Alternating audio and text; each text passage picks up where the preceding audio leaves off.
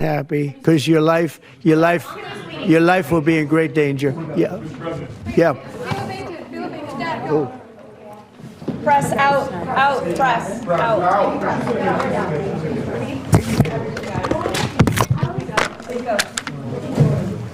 No, she's out.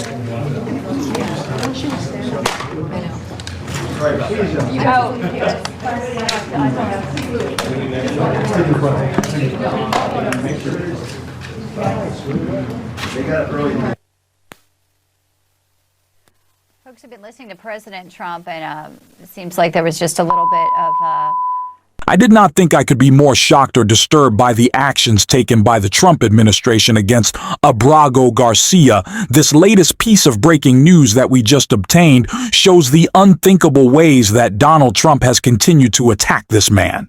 Because him and President Bully of El Salvador were just caught trying to undermine the meeting between Abrago Garcia and Senator Van Hollen in a disturbing effort that we are going to get into. But before we do, if I could quickly ask you to leave a like on this video, and if you haven't already, and you enjoy our channel, to hit that subscribe button. And it goes a long way. And it really does mean a lot to me now before we get into how Donald Trump was caught and what he had to say when he was making this unthinkable action. I want to get into some recent reporting from Rachel Maddow talking about just how unpopular this plan of Donald Trump's is. Because it is the reason we need so many more Democrats speaking out in a way that they have been afraid to do so, besides the fact that it is just moral and right. But let's listen to Rachel Maddow. Do you approve or disapprove of the way Donald Trump is handling his job as president? Disapprove by a margin of 12 points. Do you approve or disapprove of the way Donald Trump is handling the federal workforce? Disapprove by a margin of 13 points. Do you approve or disapprove of the way Donald Trump is handling foreign policy? Disapprove by a margin of 14 points. Do you approve or disapprove of the way Donald Trump is handling the economy?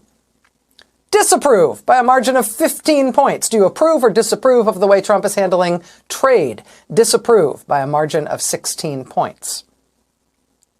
All right, well, how about this one? How about his signature issue, a thing that he actually did run on when he campaigned for president, a thing he really most wants to be associated with, the policy that he most wants you to identify with him and his name. Do you think, American public, do you think it is a good thing, his signature issue? Here's the way the question was phrased. Thinking about the short term, do you think President Trump's tariffs will help or hurt the U.S. economy? The proportion of Americans who say Trump's tariffs gonna help? 22%. The proportion of Americans who say Trump's tariffs will hurt us is 72%. So by a 50-point margin, Americans believe that Donald Trump is deliberately hurting us with his big signature policy idea of these genius tariffs.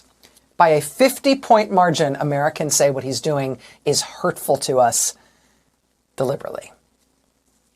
Which brings us to what I mentioned at the top, our spelunking expedition together this evening, our exploration of caves. The incident of Donald Trump caving today that's getting the most attention, understandably so, is his panicked cave, his panicked U-turn on tariffs. For all his famed and supposed attention to the stock market, I got to tell you, Donald Trump has been very happy to preside over huge off-the-cliff plunges in the stock market repeatedly. In fact, in history, if you look at the Dow Jones, if you look at the 10 largest single-day point drops in the Dow. So I wanted to start with that clip from Rachel Maddow because there have been so many Democrats afraid to speak out. And we also just saw some reporting recently, an anonymous elected Democrat saying, well, do we really need to talk about this? Do we really need to do anything? I don't know. It might not be that popular of an issue. I don't care if it's unpopular. This is a man's human rights. And by the way, it is popular to oppose this illegal and immoral deportation plan, especially with the disgusting steps Donald Trump is taking to carry it out and then defame this man, which he continued to do. And some reporting we saw about how President Bully tried to frame this meeting now To understand it, you first have to see this photo of Senator Van Hollen with Ago Garcia. And you can see on that table that there's some glasses rimmed with salt that have cherries on them to suggest that they were drinking margaritas. That this was all fun and games, that he was totally okay. Well, some new reporting came out about that photo, and I want to take a look right here. Mr. Bull, in a social media post even, crow that Kilmar Abrago Garcia, miraculously risen from the death camps and torture, was now sipping margaritas with Senator Van Hollen in the tropical paradise of El Salvador. But according to a person familiar with the situation, a bouquet aide placed the 2 glasses of water with cherry salted rims on the table in front of Mr. Van Hollen and Mr. Obrego Garcia in the middle of their meeting in an attempt to stage a photo. They tried to pretend like all was fine, and Donald Trump was even specifically asked about this by a MAGA reporter who he thanked for the question because it was clearly all a setup to defame this man. Listen to what he had to say. Senator Van Hollen sipping what appears to be margaritas. Yeah. Obrego Garcia down in El Salvador. Do you encourage other Democrats to fly down to El Salvador to meet with this illegal alien who's an accused of I like this guy. See, now this is the kind of a reporter we like. There aren't enough of them. We got to get some more of them. But no, I appreciate that question. No, look, he's a fake. I know him. I know them all. They're all fake. And they have no interest in that prisoner. That prisoner's record is unbelievably bad. If you would go into the room, you might, if you would, Caroline, maybe go into the room and see if you can find that little slip. I wrote some things down. I don't know why you'd want to keep him, but I just, we got a little biography of him. Not a very innocent guy. Yeah, please. Donald Trump is accusing Senator Van Hollen, who was incredibly brave in traveling down to El Salvador, of being a fake, when the only fake thing that was happening was the photo op set up by Boole to pretend like these guys were just having some drinks and some laughs and some fun, when this man has been ripped from his home and his family and his child and his community.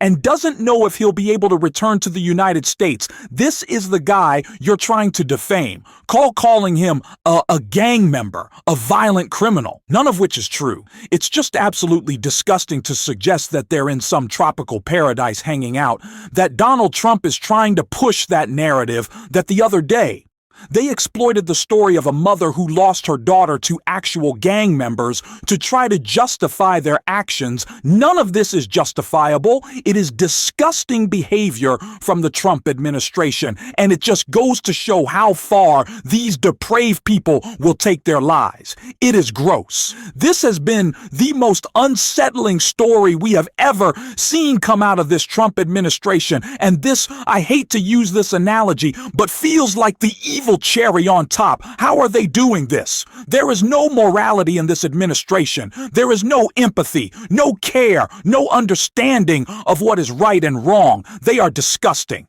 And it doesn't just stop here. Rachel Maddow talked more about all of the detainments that we are seeing unlawfully in this clip right here. In Raleigh, North Carolina, the Trump administration has just sent notice to 24 Christians who fled Afghanistan when the Taliban took that country back over. They are legally here in this country. They were given legal permission to stay here for obvious reasons. For not obvious reasons, Donald Trump is now taking that away and telling these Afghan Christians that they have to return immediately to the tender mercies of the Taliban right now, this week. It is a Christian church in Raleigh, North Carolina that's advocating for them. At the Apostles Church in Raleigh, there's a community of Afghans, many going through the same thing. Pastor Nick Kaminsky says the church has organized resources to help asylum seekers navigate the process. It's a very personal issue. These are individuals, men, women, children that we know and have come to know and love. That's Raleigh, North Carolina. In Utah, it's people who are legally here from Haiti and Venezuela, who are part of the community that they live in Utah, who are beloved there. Their neighbors in Utah are stepping up to help them and also to sound the alarm. It's time for you to leave the United States. That's the first line of a letter from the Department of Homeland Security to several refugee families here in Utah legally. News specialist Dan Rascone is covering this story and joins us live. Dan, this has left neighbors shocked and upset. It really has, Deanie. That's exactly right. Shocked, upset, angry, and also heartbroken that several of these families got this letter from the Department of Homeland Security telling them they got to be out of this country by the end of the week. I'm angry, I'm sad, I'm embarrassed. Emotions running high. It's not right. It's inhumane. For this group of neighbors in Mill Creek. We love them and they love us. Gathered together to fight for 3 refugee families. I feel sad, really sad. That arrived in the U.S. and in their area not long ago. All of them getting this letter from the Department of Homeland Security saying, quote, "It's time for you to leave the United States. Your parole will terminate in 7 days." Unimaginable. The government that we love would do this to people we love. Honestly feel like family to us. 2 of the families are from Venezuela, the other from Haiti, all too scared to identify themselves. The letter said that I was supposed to leave. This mother from Haiti has a 2-year-old daughter. I was in shock because I wasn't expected something like that to happen because I came here legally. Attorney Jim McConkey with the Refugee Justice League is helping the families get representation. We're dealing with a group of people that are here legally. And the letters that were sent intentionally are designed to bully and mislead these people into believing that they don't have rights. That's Utah. That's Mill Creek, Utah. Those neighbors standing up for their neighbors who have been taken. I hope you all understand why I am so fired up about this, why it just upsets me so much. It's not just because what the Trump administration is doing is incredibly wrong. It is incredibly illegal. It is unconstitutional. It is unimaginable. But like I said earlier in this video, there are Democrats who see this as a losing political issue rather than a human rights violation. If you are too afraid to have the courage that Senator Van Hollen had, you should not be in Congress. You are not a leader. It's like Lisa Murkowski who said, "There's a lot of fear right now. A lot of people are worried." Well, you're a part of the political party that is creating that fear. So maybe look in the mirror. If you are unwilling to stand up for this man's rights, please stop calling yourself a leader. You're not that, is how I feel. I know this is the time to focus on the Trump administration, but I am incredibly disappointed in any Democrats who will not stand up and call this what it is, which is a violation of human rights, act like this is not a political issue, and it's crazy because we are winning the political issue if you treat it as that. But what comes first is the violation of our Constitution that is happening. The violation of this man's rights. Step up and call it out. Thank you. Senator Van Hollen, thank you for your bravery. History will remember it kindly. Thank you. That is what a leader looks like. Thank you for listening to me yell as well. And if you want to support that yelling, as always, you can hit that subscribe button. You can leave a like on this video. And if you stuck around to the end, I certainly need it right now. You can drop a blue heart in the comments. And until next time, I'll see you soon.